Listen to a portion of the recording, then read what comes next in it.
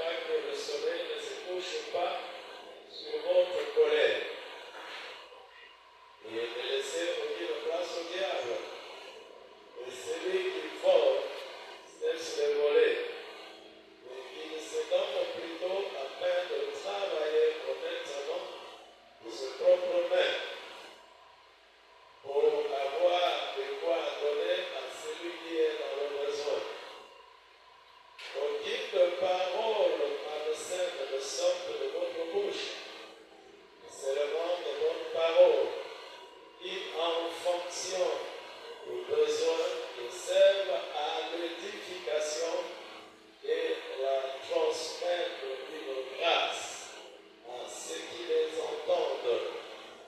Attristés par le Saint-Esprit de Dieu, par lequel vous avez été marqués d'une empreinte pour le jour de la libération.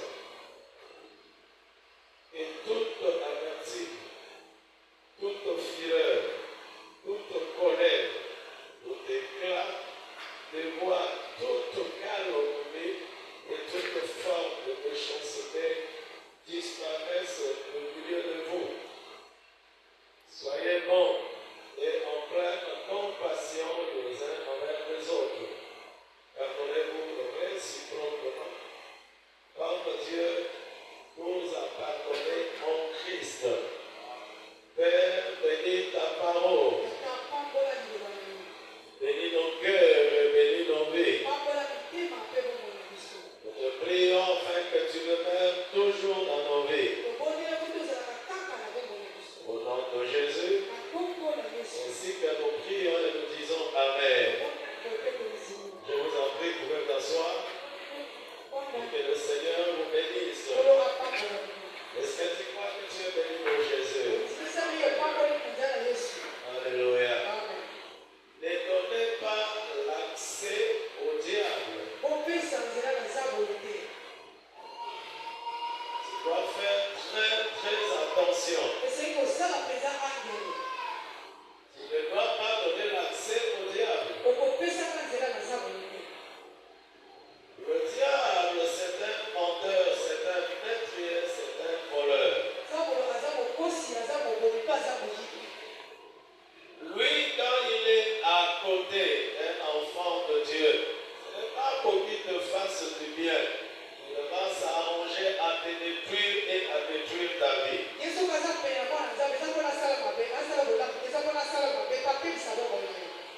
Deux fois, nous sommes protégés par Dieu. Et deux fois, le Seigneur veille sur nous. Et certaines portes qui permettent à l'adversaire de nous agresser, de nous faire du mal, cela c'est nous-mêmes qui lui donnons l'accès.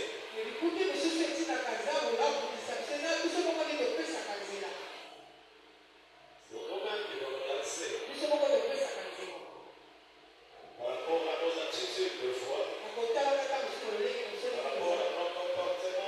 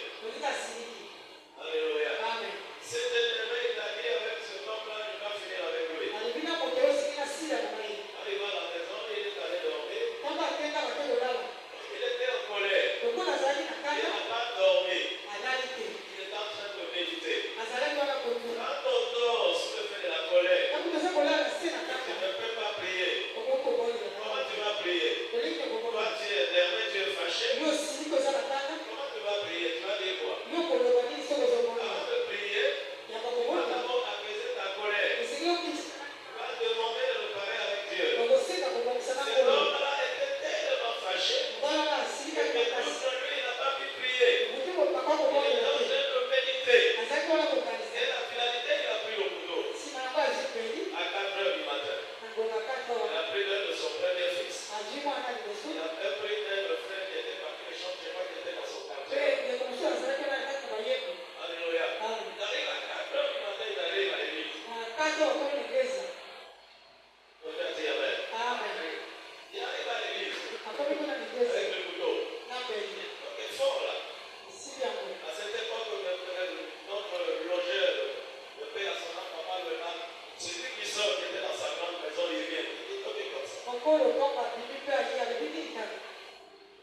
J'ouvre la porte, c'est lui que moi. Et il était plein de me dire, je vais finir avec toi. Je veux plus te voir. Ouais, c'est ce qu'il a quand même fait. Il se fait accompagner de 2 bons garçons. Avec le couteau, pour finir avec vous. Est-ce qu'il amène à ce niveau? C'est parce qu'il a passé à la colère. Il était en colère. Il s'est mis à méditer, à réfléchir. Le diable a donné la pensée de quoi? Finir avec cet homme. Donc tu dois savoir que quand tu dors sous le feu de la colère, ça va t'entraîner dans le mal. Alléluia. Il faut éviter de dormir sous le feu de la colère.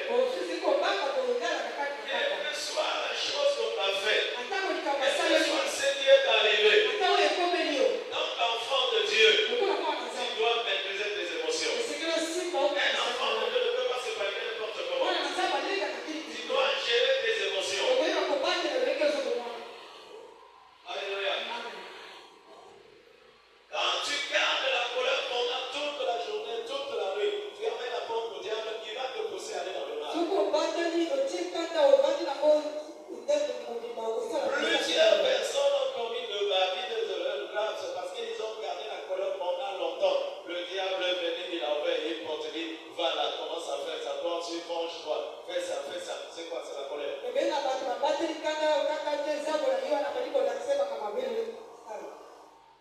Alors pourquoi dans le livre de Psaume, chapitre 4, verset 7, la Bible nous donne ce petit conseil. La Bible dit ceci: si vous vous mettez en colère, ne péchez pas, parlez dans votre cœur, sur votre lit, et faites le silence. Quand tu te mets en colère, quand tu vas au lit, arrange-toi à reparler avec Dieu, à demander pardon, même si c'est toi qui as raison. Jésus te conseille parce qu'il sait que sous le fait de la colère, beaucoup de personnes ont commis le mal. Donc quand tu gardes la colère pendant longtemps, tu ouvres une porte et le ennemi va l'utiliser comme un pion.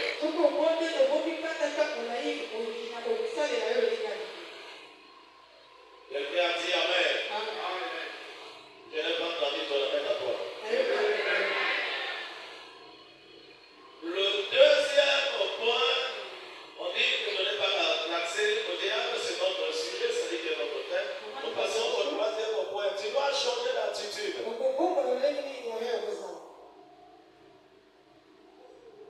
Quand on ne change pas d'attitude, tu es la même personne qu'on a connue hier, avec le même comportement, avec les mêmes habitudes, avec le même langage. Ça ne marche pas. Et quand tu as toujours ces mêmes habitudes, ça veut simplement dire que ta porte devant le diable n'est pas fermée. Et tu as donné l'accès au diable. Alléluia. Tu dois changer d'attitude. C'est que tu étais hier. Ce n'est pas ce qu'on doit voir de toi aujourd'hui. Et que nous sommes en 2026. Nous avons dit les choses anciennes sont passées. Nous étions en train de prier avec toi. Nous avons dit cette année, Dieu va faire de grandes choses. Avec simplement dire que nous évitons les bonnes choses. Nous avons